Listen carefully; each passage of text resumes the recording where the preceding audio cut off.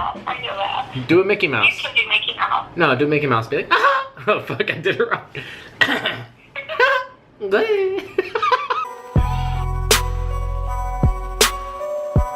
Whoop.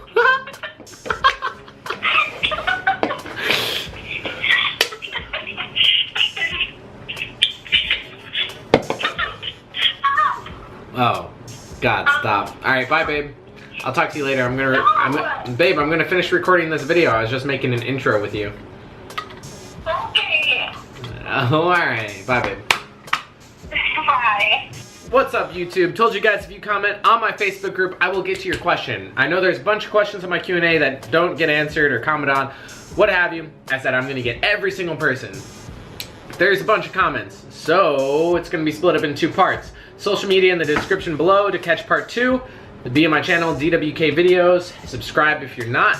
And let's jump into it. Christian Pertl. Pros and cons of being a Navy YN.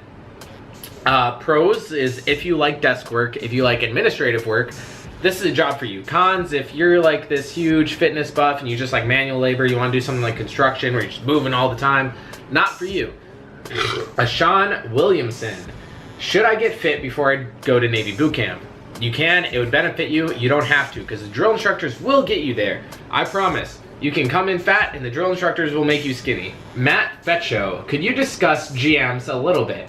Almost no videos on them or talk about the difference in uniforms, specifically the tan uniforms. When would you wear them instead of the Navy working class Type 1s or the Type 3s? Type 1s are the blue camouflage you see. They're actually getting discontinued and we are moving to the Type 3s, which is what you see the CBs wearing. So for that part of the question, you don't even gotta worry about it. You're not gonna get the Type 1s most likely. Now, first part of the question, what do GMs do? How I've observed them, I obviously am not a GM, but you know, take care of the range, teach people to shoot, firearm safety, clean weapons, etc. A lot of it just has to do with qualling though. And that's shore duty. Mind you, if they're on a ship, they could do something completely different. Emily Peters, are you allowed to have pets if you live in or on base housing? Let me tell you a cool story. Actually, let me answer it first. Yes and no, it depends on the base, right? That's pretty much as simple as it is. It's not a yes for all of them. But I was in Fort Sam Houston, an army base where they have army houses inside the base, because sometimes they have them outside the base, but they had them inside the base. So one of the pets got loose a while ago, and now they just have stray dogs and cats all over the base. You're not supposed to pet them, obviously, for chance for rabies, but they put signs up. So here I am, this cute golden Labrador walks up to me, and I start petting. I'm like, oh, baby girl, who's a good dog, you know, and I'm playing with it, rolling around with it. And this officer comes sprinting over to me. She's like, what are you doing? What are you doing? And to kind of make this short, short, I almost got in trouble, like actual trouble, from an officer because I was playing with a Labrador. So obviously there's rules, you should follow them. I couldn't resist. Very cute dog. David Sims, what do you know about OSs? They are anti-submarine warfare. Adrian Lopez, what can you tell me about SWIC and the best way to get into Spec Ops? So SWIC is like the small boats craft that you see, and they normally, you know, carry around divers, carry around the SEALs. Best way to get into Spec Ops, at least from my perspective, is to get the contract before you even join. Because once you join, then you have a 2-year waiting period to put in a package, right? So instead of waiting those 2 years, just qualify for it beforehand, talk to a recruiter, get a referral to a Spec Op recruiter, which can then get you a contract into the Spec Op field you want if you can pass the PFT and hit the ASVAB requirements. Let's see. Also says, can you explain what it's like, explain what I can get out of the military being an MA, like career-wise, like FBI and CIA. So MA, which is our version of military police, master at arms, isn't gonna qualify you to be a policeman. You're gonna know what to do. Not to take credit away from that, like I'm a corpsman, I can, you know, I can cut people's throat open, I understand that. Okay, that's a little, you know, not to date, but like, you know how like I'm a corpsman, right? I know how to push morphine, I know how to push drugs. Am I allowed to do that on the civilian side? No, you gotta get certifications, there has to be licenses in place, etc. Same concept, but this is a stepping stone, so you might be able to CLEP exams in college and move closer to something within criminal investigation. So if that's what you're looking for, then definitely do MA. Fedora Pliny, I want to join the Navy as a PS or YN. I would like to know more about them. Good. YN, we kind of went over, just administrative paperwork. PS is like financial people, so you're dealing with people's money all the time. You're making sure they're getting paid the appropriate amount. You have to do with like the travel pay and all that. So, I mean, if you want a job as a banker later, that might be beneficial, or just for your own good. Fabian Munoz.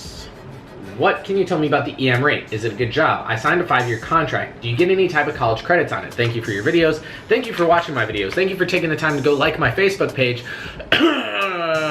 Links in the description. But I personally haven't known EMs that well. The only EM I know, he picked up pretty quick. It's not saying that you guys are gonna have the same advancement rate, but he was young as shit for a first class. But college credits. Yes, all your A schools give you college credit. Doesn't mean it applies to the degree you want. If you've been to college before, you understand what I'm talking about. There's elective credits and you know, credits that don't apply to your degree. So I could have like 1,000 elective credits, and if they're not nursing, I'm not gonna have a nursing degree. You know what I mean? So you need specific credits for specific roles. C schools are good certification processes. Like if you become an X-ray tech in the Navy, you can CLEP the exam for the 2-year X-ray degree and take the, take the test. So avenues everywhere, man. Sierra Annaline Callahan. How long does it take usually to get through the process of MEPs? And also, how long is the wait frame until recruits can leave for boot camp right after enlisting? I'm considering becoming an IS. Thank you for your videos. Thank you for watching my videos. If you didn't know, I have a Facebook. Alright, so MEPs is normally the process of 1 day. You either enlist then, or they make you come back because you were disqualified and you need a waiver. My case, right, I was disqualified because I don't know if you can see those scar marks. Look at my scars. In a lot of my old videos, I talk about how I was disqualified from the Navy because I used to wrestle back in high school. Kids used to rip out my arm. My arm off. But I needed to get a lot of medical waivers. So I went to MEPs, process of like a day. You come the day before, so 2 days, I guess. Told me I was disqualified. Had to go to my old surgeon, had to go to my old physical therapist, had to go to physical therapist again to get cleared for full range of motion. Come back with all that documents like this big, send that off to Millington, and then they had to approve it. Then I could go back to MEPs and get, all processes. Once you get to MEPs, you're gonna enlist and they will give you a date. The dates when you are going to boot camp is just based off job availability and how soon they need someone to replace that job in the fleet. So you could leave literally a month after, being enlisted, or you could leave a year. Depends on your job. Woo! Derek Siebert. I'm leaving for boot camp in less than a month, and my rate will be CTT. I was just curious if there's a stigma for CT rates like nukes. So nukes, there is a stigma. I don't personally partake in any of this, but everyone in boot camp you'll hear, oh, you're nuking it, which is like overthinking it. So that's like I wouldn't say it's derogatory. I just say it's, like how they have that that running joke, how Marines eat crayons and glue. So I don't know, the stigma is that like nukes are so smart that they overthink something that's super simple, like pick up this red ball and throw it into the basket. And they'll be like, okay, but what throw? Underhand, overhand? Do I sidearm the throw? Is the basket, am I supposed to go under the basket, over the basket? So that's called nuking it, I guess. But I mean, besides that, it's not like anything bad against you. Cedric Chan, does time in A school count as part of your contract period? Thanks. Yes, the day you leave for boot camp is when your contract starts. Say I signed a 5-year contract and I leave in July 2014. Then July 2019 is when I'm gonna get out. Katrina Salib. Hey, if I butcher any of your guys' names, obviously sorry in advance. I don't know how to say everyone's name. Hey, I'm about to start college and I really want to become a nurse in the Navy afterwards. Is it any different from civilian practice, and does being an officer add other responsibilities? Officer adds huge responsibilities, right? Because essentially, for nursing officers, essentially the techs are just working under you. So who do you think gets in trouble if something dire happens with the patient? You. Say, let's say we're given a vaccine. Someone goes into anaphylactic shock, right? and I go, oh, well, I didn't know. The med tech goes, oh, I didn't know this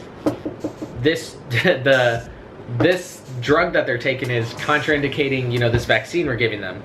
And then the nurse is supposed to like oversee everything, and you know, ultimately that'll probably come back on you. So tons more responsibility. Also, it differs from the civilian sector because you are still in the military, just like enlisted. You're expected to upkeep your uniform, PFA standards. But in regards to work, no, you're doing nursing work.